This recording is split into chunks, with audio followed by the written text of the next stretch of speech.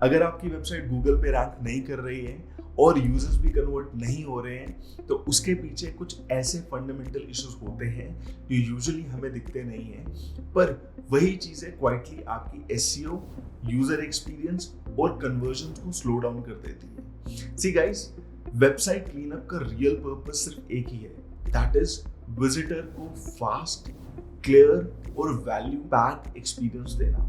Hi, my name is Shiva and आज हम बात करेंगे उन 5 इंपॉर्टेंट एलिमेंट्स के बारे में जिन्हें आप अगर इम्प्रूव कर देते हो तो आपकी वेबसाइट का ओवरऑल परफॉर्मेंस क्लियरली अपग्रेड हो जाता है।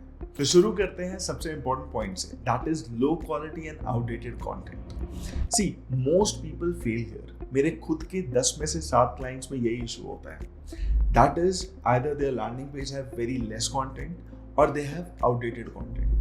सी, गूगल को अगर कोई चीज बताती है कि ये पेज यूजफुल है या नहीं है, दैट इज कंटेंट। और अगर आपके ब्लॉग्स या फिर आपके लैंडिंग पेजेस आउटडेटेड हैं या फिर उनमें इररिलेवेंट या फिर मच इंसाइटफुल कंटेंट नहीं है और वो यूजर्स की प्रॉब्लम को सॉल्व नहीं कर रहा, तो guys, your page is not going to rank. और अगर वो रैंक हो भी गया, देन आई एम श्योर कि उसकी रैंकिंग बहुत जल्दी डाउन हो जाएगी। So you need to understand, अगर आप कोई ब्लॉग या फिर लैंडिंग पेज बना रहे हो, make sure it should have all the relevant and insightful data so that user को वो हेल्प करे उनकी क्वेरी सॉल्व करने में। कुछ लोग डेट्स लगा देते हैं एंड कुछ लोग डेट्स हटा देते हैं, बट ट्रस्ट मी, डेट से ज्यादा इंपॉर्टेंट है कंटेंट की क्वालिटी एंड फ्रेशनेस।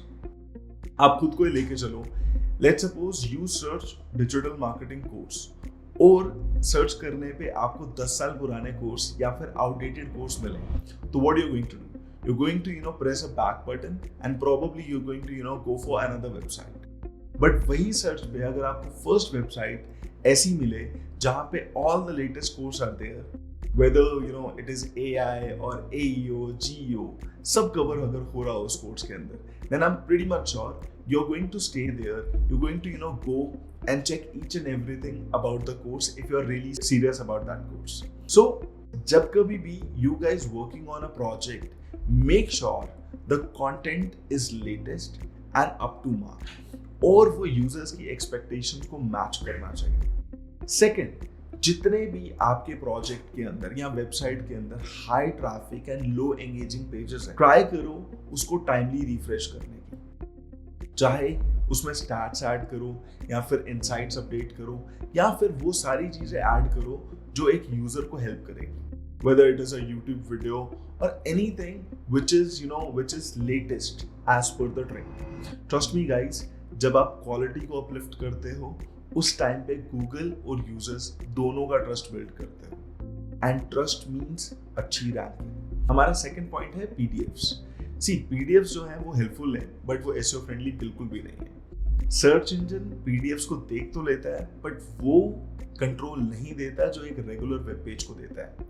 जैसे कि हम प्रॉपर टाइटल डिस्क्रिप्शन सेट नहीं कर पाते, हम इंटरलिंकिंग बिल्कुल नहीं कर सकते, और मोबाइल यूएक्स वीक होता है। आपने कई बार देखा होगा, आप जब भी कोई पीडीएफ डाउनलोड करते हो, वो आपको यूजुअली वेबसाइट से एग्जिट करवा देता है and probably it will tell you to open the PDF with some other app. सो ट्रैकिंग करना बहुत मुश्किल हो जाता है। आज के टाइम पे जब ट्रैफिक 70% मोबाइल से आता है, उस केस के अंदर you can't risk taking away a user from your website. तो बेटर ऑप्शन ये है कि आप पीडीएफ के कंटेंट को वेब पेज में कन्वर्ट कर दो, या फिर आप एक पीडीएफ को लीड मैग्नेट की तरह यूज करो। So when you convert a PDF into a content in terms of web page, तो वो फास्ट भी है, ट्रैकेबल भी है और एसईओ फ्रेंडली भी है। और अगर आप उसको लीड मैग्नेट की तरह यूज करते हो, then probably what you are going to do, आप एक फॉर्म बिल्ड करोगे and you will allow that person to download that PDF जो उस फॉर्म को फिल करेगा,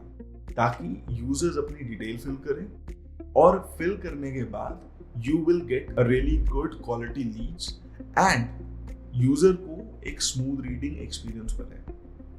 So make sure next time whenever you guys are using PDFs on your website, you try these two methods to retain the users and to get quality leads for your website. Coming to the third point, that is weak thank you page. See, ज़्यादातर website owners अपने thank you page का सही इस्तेमाल नहीं करते। मैंने बहुत सारे क्लाइंट्स को देखा है, they will keep their thank you page very simple. But according to me, it is not something जो एक फॉर्म सबमिशन या फिर एक परचेज का आखिरी स्टेप है। According to me, thank you page equals to highest trust moment. मतलब उस टाइम पे you need to understand कि उस टाइम पे यूजर ने या तो परचेज कर लिया है या फिर उसने फॉर्म फिल कर लिया है। देन अगर कोई भी यूजर थैंक यू पेज तक अगर पहुंच रहा है, then that is the only moment जब आपको, मुझे लगता है, उस यूजर को कन्वर्ट करना चाहिए फॉर योर नेक्स्ट परचेज, और maybe you can pitch that user some other services as well. So let's suppose if you're running a e-com website, then आप उस थैंक यू पेज पे एक छोटा सा डिस्काउंट ऑफर कर सकते हो फॉलोइंग परचेज पे, या फिर आप न्यूज़लेटर ज्वाइन करवा सकते हो उनको, या फिर रिलेटेड प्रोडक्ट या फिर सर्विस रेकमेंड कर सकते हो. सो अगर आपको लगता है कि आपका थैंक यू पेज वीक है, trust me, try these things. I am pretty much sure you will see great results. So let's move to our fourth point, that is pop-ups. See, pop-ups जो हैं वो interrupt के बजाय help करने चाहिए users को. Usually मैंने बहुत सारी वेबसाइट्स पे देखा है कि पॉपअप 1 या 2 सेकंड्स के बाद ही पॉप कर जाता है वेबसाइट पे, and that is the biggest turn off. उसके बाद जो सबसे बड़ी प्रॉब्लम है, दैट इज उसका क्लोज बटन, जो माइक्रोस्कोप से भी दिखाई नहीं देता. सो उस टाइम पे मेरे जैसे यूजर का रिएक्शन यही होता है कि भैया वेबसाइट क्लोज करो और बाहर जाओ. And when the users go out, bounce rate increase, और जब बाउंस रेट बढ़ता है तो गूगल को एक नेगेटिव सिग्नल जाता है which impact your website ranking. So make sure हम पॉपअप्स को बड़ा स्मार्टली यूज करें. हम पॉपअप्स को स्क्रॉल बेस्ड की तरह यूज कर सकते हैं कि एक सर्टेन स्टेज पे आके ही पॉपअप एक्चुअली में पॉप हो. Like, we can offer them a discount offer on a sign up, or maybe we can offer them freebies in terms of sign up, or maybe getting their email. So ये छोटी छोटी चीजें when you do, it actually adds value to the user experience. और जब आप user experience को better करते हो, वो कहीं ना कहीं आपकी ranking को better करता है. So moral of the story क्या है कि पॉपअप को यूजर्स की जर्नी को सपोर्ट करना चाहिए, ना कि डिस्टरप्ट करना चाहिए. अब चलते हैं हमारे लास्ट और सबसे इंपॉर्टेंट पॉइंट पे, दैट इज रीडायरेक्ट चेन्स और इनकरेक्ट रीडायरेक्ट्स. सी, रीडायरेक्ट्स एक नॉर्मल प्रोसेस है जो यूजर्स को एक पेज से दूसरे पेज पे लेके जाता है. बट जब मल्टीपल रीडायरेक्ट्स होते हैं, जैसे कि A से B तक, B से C तक, C से D तक, तो वेबसाइट की स्पीड एकदम लो हो जाती है और यूजर्स को परेशानी होती है to open the website, which actually एक यूजर एक्सपीरियंस और एसईओ पे बुरा असर डालता है. सो लेट्स सपोज आपने बाइक हेलमेट सर्च किया और रीडायरेक्ट उसे बाइक शूज के पेज पे लेके जाए, तो what you going to do? आप वेबसाइट से एग्जिट ले लोगे. मोस्टली पीपल यही करेंगे और bounce rate of the website will increase, जो सीधा कहीं ना कहीं रैंकिंग के ऊपर इम्पैक्ट करेगा.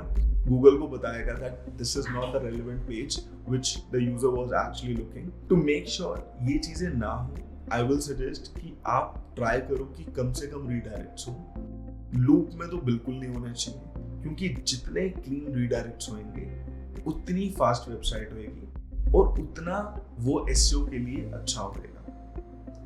सो ये 5 एलिमेंट्स हमें बहुत छोटे लगते हैं, बट ट्रस्ट मी गाइस, अगर आप इनको फिक्स कर देते हो अपनी वेबसाइट पे, लिटरली आपकी वेबसाइट की परफॉर्मेंस अनलॉक हो जाती है.